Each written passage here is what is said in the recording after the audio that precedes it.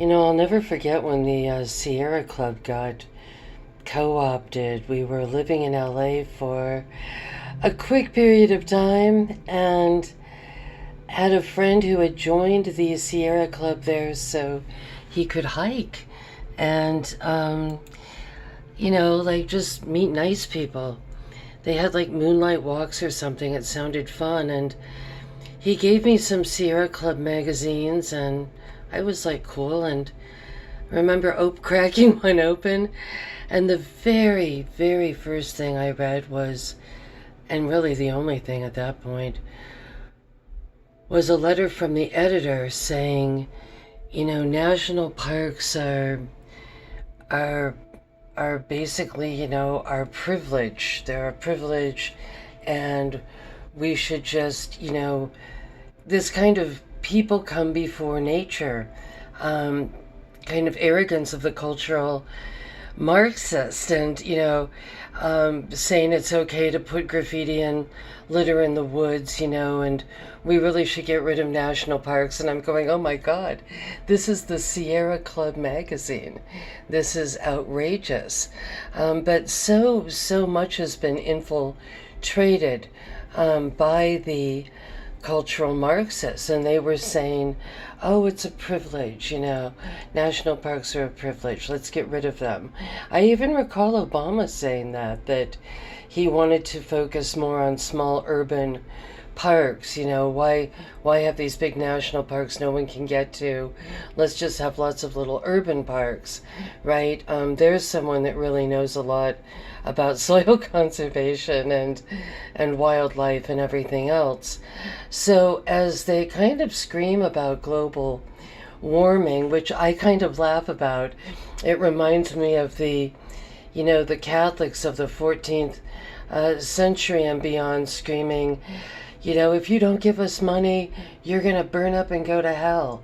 And it's like that with the Democrats here. If you don't give us money, the world's going to burn up and go to hell.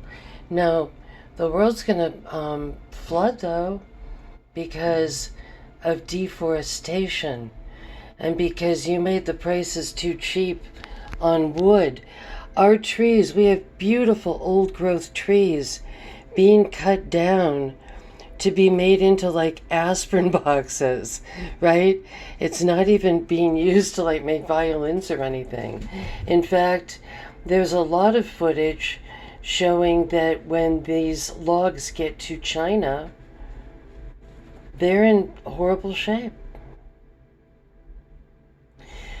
They just sit on the docks and rot half the time and don't get made into anything. Don't sit there and feel like there's like these magical, wonderful things going on in places. And once again, these are new. These floods are all new that I'm showing, and they are everywhere. Nowhere is immune. Nowhere. It's just wild. We've got everywhere from, California has been in a lot. Arizona. Some of the very worst I've seen is in Arizona. Oh my God, Indonesia is a mess. That's where you just see, the mud going under the buildings and everything just toppling down. I've been watching this straight for 5 days and haven't even watched any repeat footage. What I'm watching right now with you is completely new.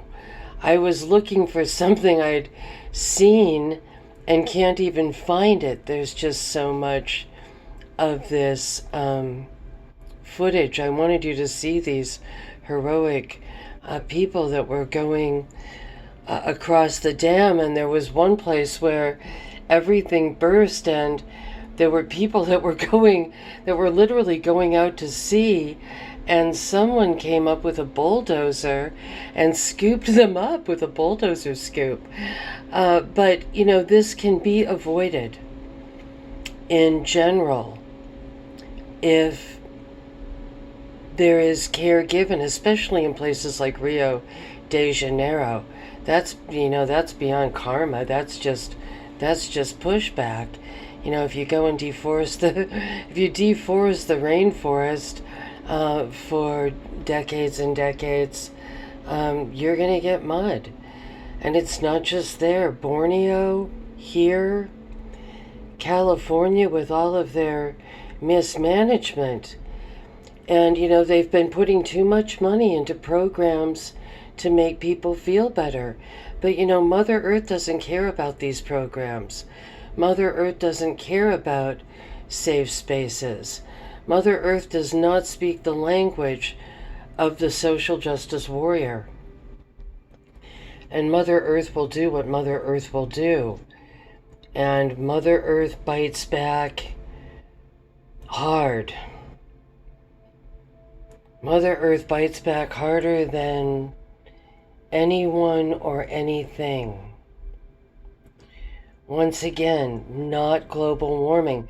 In fact, the sun is getting older, not younger. Older and colder.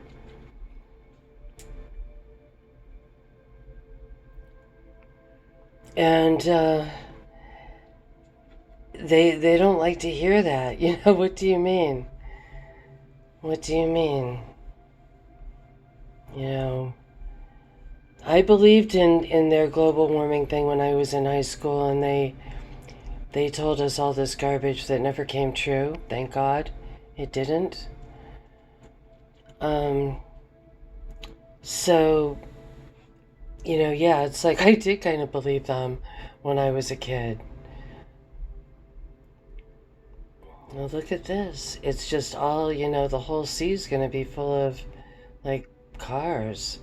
These cars are just, they fly around like matchbooks. I'm like, wow, I didn't even know there were so many cars in the world, right? Much less so many just, heading downstream and getting buried in the mix and God knows what. All because of laziness, of we're just going to chop these trees down and sell them cheap and get these trade deals going and not even use the trees we've cut down. It's not like we can even like blame all the rich people for like building mansions with them or something, They're just sitting there. And nature, like I said, nature is not political. Nature isn't going to stop and say, oh, you said you were offended by that. I guess I'd better not flood then if you said you were offended. No. But those people won't learn their lessons.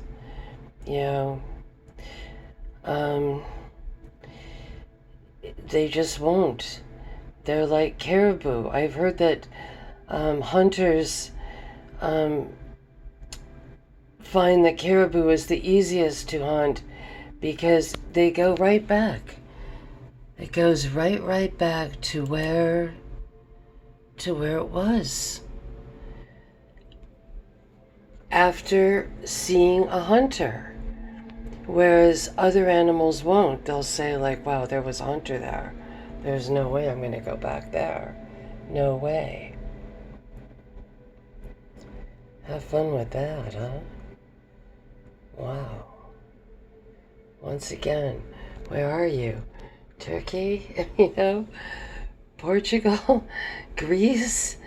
It's just, yes, now it's spreading out. Yep. Look at that. Oh, yeah, it didn't just end there. Oh, yeah. Oh, yeah. Hey there, Mother Nature. How are you today? I am in awe of you, that's for sure. And I miss you, Grandpa. I do. I miss my little soil conservationist grandfather. He seems like one of the sane ones. Just like you guys are. unless there's a baddie watching. Take good care.